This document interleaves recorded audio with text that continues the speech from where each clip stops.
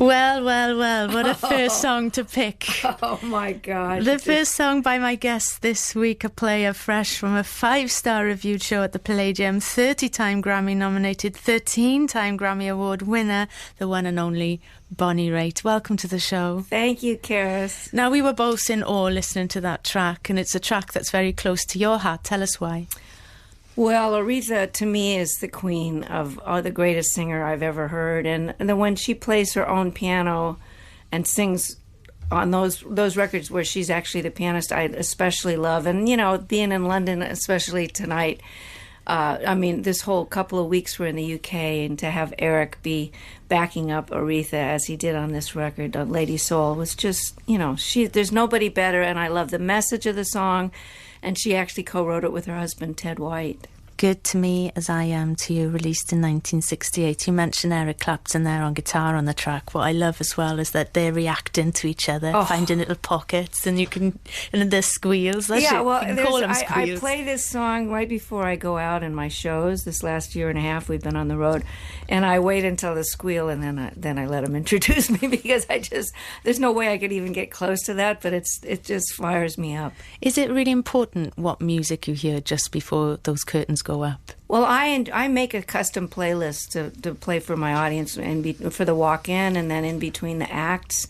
And I always pick something that I think is going to rouse them in the right way and turn them on to some stuff they haven't heard or some obscure track by an artist that they love. And so it inspires me, and I never get tired of the ones I love. So, Bonnie, how old were you when you heard this music and thought, this changes my world, this speaks to me? I fell in love with R&B and blues through being a kid and listening to Fats Domino and Chuck Berry and Little Richard. I knew right away that there was something different going on with in New Orleans music and the stuff that would be the hit records. And there was just something about Nadine or Maybelline and Little Richard was just a revelation.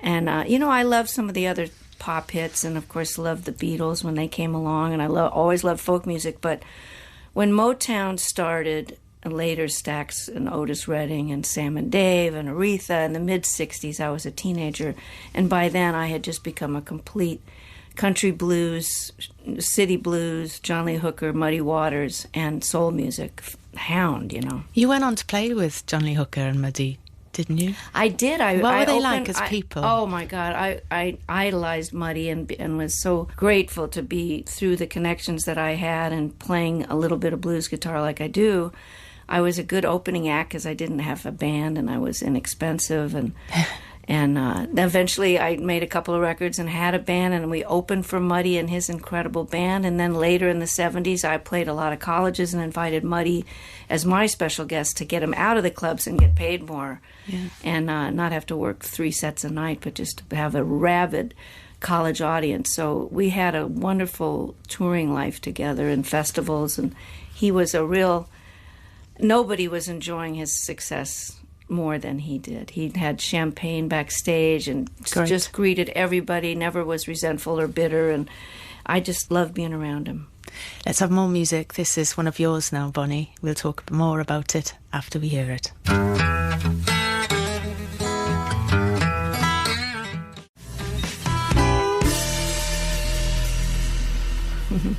Bonnie Raitt, Love Me Like a Man, and Bonnie is our guest this week on The Blues Show. That was recorded by my calculations when you were 22 years old, and I just wondered how it feels to listen. You know, what do you think of when you hear music you recorded so long ago? That was you on acoustic guitar there as well. Yeah, well, there's so many great memories for each record. You know, it's kind of what relationship you were in at the time, the band that we put together. We recorded that in Woodstock, New York. And my bass player Freebo was on there, and my longtime drummer, I met him on that track, Dennis Whitted. He came and joined my band soon after. I love that Chris Smithers song. He and I lived a block away from each other in Cambridge, Massachusetts, where I started to play. I went to college there, and then I just dropped out to hang out with all these old blues guys. and went back to school but started playing on the weekends. And Chris was really a big mentor to me. And those lyrics are so smart. I just love. They're so funny and they're so sassy and powerful and teasing and everything. They're just, it's cheeky. And he did a great, his own version is "I Can Love You Like a Man." So Well, dump that other guy and come over to here. So, but by you twisting it like that, it makes it even more powerful. What did success come quite quickly? I just mentioned you were just 22 then. You'd already put your debut out at age 21. Did you get a profile very quickly? Being this little girl, if I can say that, with this huge guitar, great guitar player. Thank you. Well, I wasn't expecting to get a record deal, and let alone have complete artistic control. But I was very blessed in that I knew Dick Waterman, who managed a lot of great country and Chicago blues men, and we had a really great lawyer who made a terrific deal for me at Warner Brothers, which I wanted to go on because they didn't care about record sales. They wanted to support the artist like Ry Cooder and Randy Newman and Little Feat and Alan Toussaint. They weren't interested in having hit singles. They just said, we'll make our money from Deep Purple and Black Sabbath, and, you guys were going to subsidize the Grateful Dead and Bonnie Raitt and Little Feat. So it was wonderful to have that atmosphere of a family-run label, and so I got some critical acclaim, but I didn't have commercial success, which didn't seem to bother them or me, really. There's a great quote attributed to yourself, Bonnie. The game plan was always to follow, and this is your words, to follow my blues and jazz exemplars. Stay true to your art. Do the best shows you can. Keep going. Don't worry about commercial success. And when you're 70 years old, people will still want to come and see you. Oh, great. Well, that's good, because they did come to see me at the Palladium the other night, so I'm still... 50 years on, I still just play every night as if I have to wow people that have never seen me before. And it's a challenge to the people who have been fans for all these years, to make sure they know that you still got it. There was a moment where you call it your Cinderella moment. It was in 1991 when you sold over 7 million plus and counting through an album called Luck of the Draw. A very, very revealing thing happened with what you did with your fame and the luck that you had and the money that started coming in, that you could then throw the light back onto other artists that you felt weren't getting enough credit. Or pay. Yes. They never got paid. Yeah, the nick of time winning the Album of the Year in 1990 was such a complete surprise to everybody, and it allowed me to have, my record shot up to #1 on the charts, and we'd already sold 1 million copies at that point. We had a pretty good run that previous year and a new record label, and, VH1 was playing my video, and we got good reviews. But it won Album of the Year, and I won 3 other Grammys that night, so it kind of put me on a Cinderella story. And within a few years earlier, we started the Rhythm and Blues Foundation to bring attention to the fact that all of our heroes who make the basis of all the rock and roll and R&B and soul music, hip-hop and all the incarnations, actually never participated in their own record sales, that they had such terrible... The deal was like 2% of sales, and then they charged all the expenses of recording and touring back to that 2%. So here we have found that these Ruth Brown, Charles Brown, the Clovers, the Coasters, Sam and Dave, the Motown acts, all of the people I have in CD and cassettes and vinyl never got any health insurance, never got paid, don't have any royalties, don't own their own homes. They just toured all the time, and many times 5 sets a night, multiple shows a day, So anyway, we wanted to do something to rectify that. And how wonderful that I got famous at a time when I could then go around and talk about it and people would actually listen to it and donate. I want to play you some Memphis Minnie. Oh, great. And we'll talk more about this whole subject after Memphis for a reason. Nothing in Ramblin'. Why this one in particular? Well, Memphis Minnie was such a great role model for me as a woman guitar player. I mean, she actually had to dress up as a man when she was busking on the street a lot of the time. But I loved her feisty lyrics. I loved her guitar style. I loved her whole pioneer spirit and not taking any guff from anybody. And I love this lyrics of this song.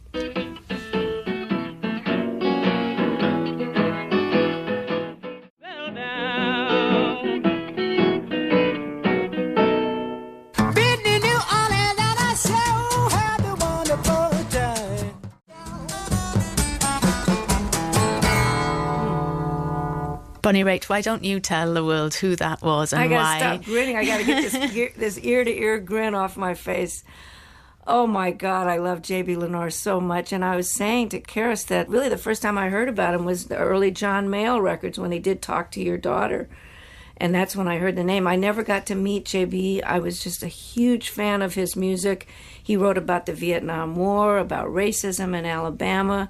But this particular recording I picked because Freddie Belo, the legendary Chicago drummer who backed up so many great artists, the way that he plays against the way JB plays the guitar and the push and pull, we call it tailgating, that shuffle against the straight time is never more Okay, apparent. hang on a minute. We need to know more about that. Tailgating, the Well, shuffle. it's just a slang for the way, like on Thing Called Love, there's an eighth note on the drums and then the guitars and bass are shuffling. Yeah. So it's a little tension between the two feels.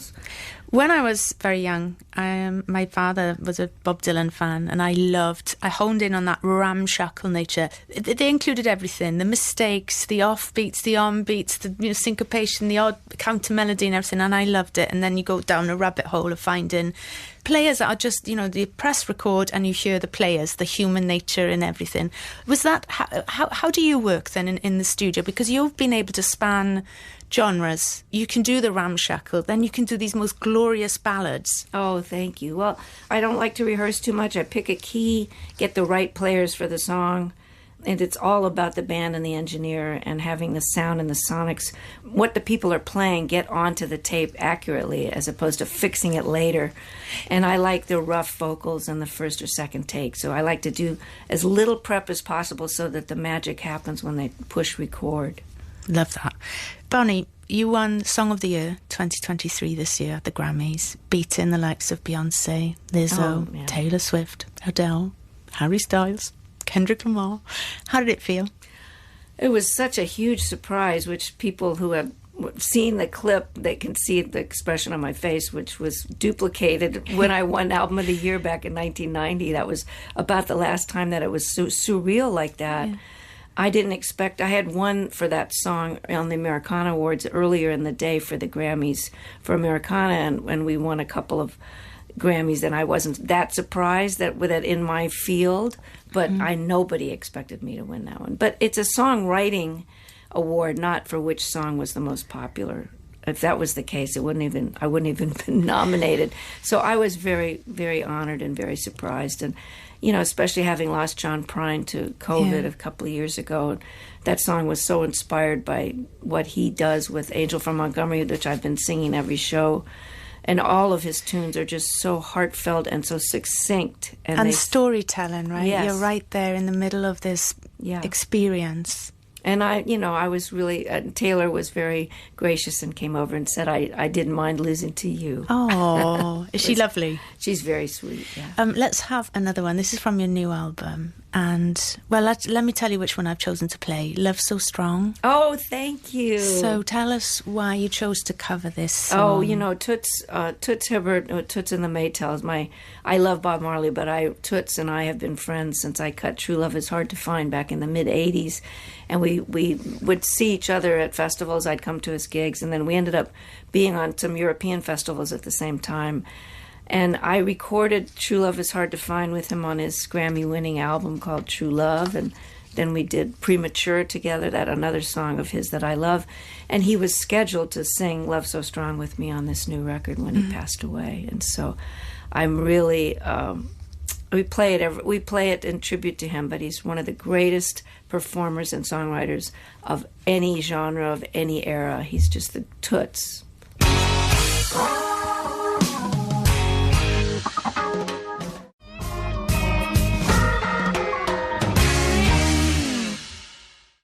You're listening to BBC Radio 2 with me, Cerys, and this is The Blues Show. I'm delighted to say that my guest this week is the Bonnie Raitt. And we're going to play a track now by a certain singer and songwriter called Sippie Wallace. Bonnie, why don't you tell us more?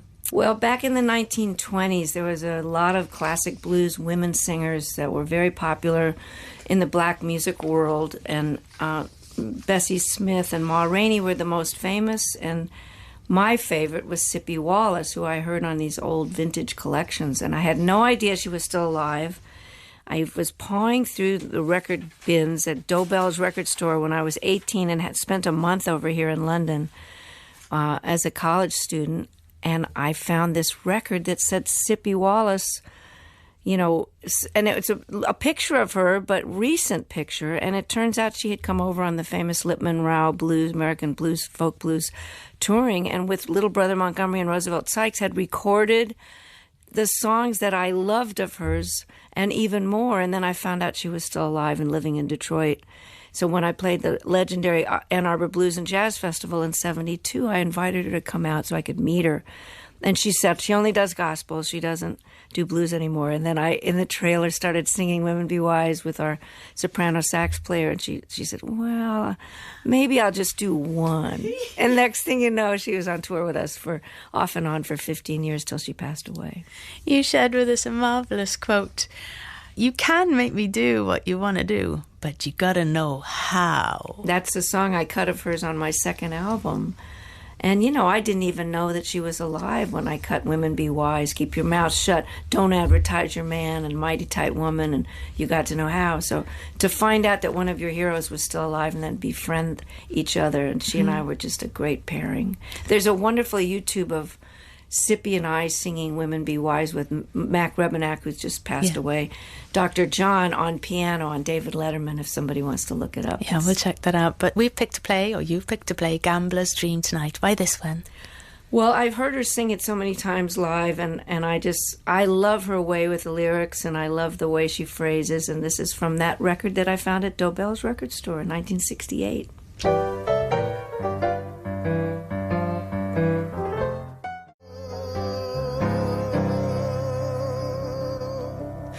Oh, thank you for all these records, Bonnie. Oh, it's so great to open with Aretha and end with Sippie. How great is that? And with the power. Yeah. Again, the power and the sass and the cheek. Exactly. And the humour and her sliding on those notes. Oh, my God. She was such an influence and such a delightful person.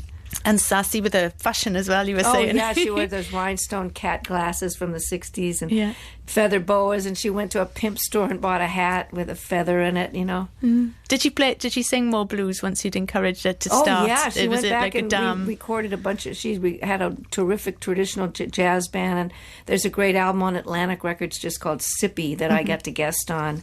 So she went on... Sippy because she sipped her drinks through... Because she had a space between her teeth, yeah. Bonnie, alas, we'll have to say goodnight, but please come back again whenever you want to be continued, I hope. You've got some tour dates still in the diary. Tomorrow night at Bournemouth Pavilion. Good luck with that. I know it's going to be brilliant. New Theatre Oxford, Sage, Gateshead, Glasgow Royal Concert Hall, the Bridgewater Hall Manchester, and Birmingham Symphony Hall. All brilliant venues. And then your headline in the Black Deer Festival, Kent. Got your resplendent costumes for the festivals? I do. I might whip out a pimp hat myself. I don't know. What do you do to relax? Is there anything surprising that you like doing, like climbing? Or... You know, I hike all the time. I like to ride my bike, and I do yoga every other day with a friend on FaceTime, so it's free and cheap. Nice. The price is right. Tip for the top from Bonnie Raitt. Yeah, I mean, that really helps me stay healthy, and I get enough sleep, and I don't stay up all night like I used to. We've got one more chance to play a record from your collection, Bonnie, and it's new to me. This player is called John Mooney. We'll hear a few minutes of it before playing the last song tonight. Tell us more about Late On in the Evening, John Mooney, and why this is special. What are we listening out for? Well, John and I became friends in the 70s, and he, like me, was a complete Son House, father of the Delta Blues, a man who taught Robert Johnson in many ways and influenced Muddy and so many people. Son House moved after being a Pullman porter on the trains. He moved to Rochester, New York, and John Mooney befriended him. So when I met John was when we were both in our young 20s, and he had studied at the feet of the master. And I picked him for this playlist because for all these 50 years now, he has really inhabited, like John Hammond Jr. and so many of the other acolytes, Eric Clapton too. You know, there's so many that just absorbed what is the essence of the blues. And John Mooney, on this song, you can hear what Son House's influence is, and he's a brilliant songwriter, great slide player, great singer, and he's on fire on this track. Bonnie Raitt, it's been absolutely wonderful to have you as a guest on the show. Thank you. Thank you so much for having me. You know to be late on in the evening. Hell enough. John Mooney, late on in the evening. My thanks to Bonnie Raitt.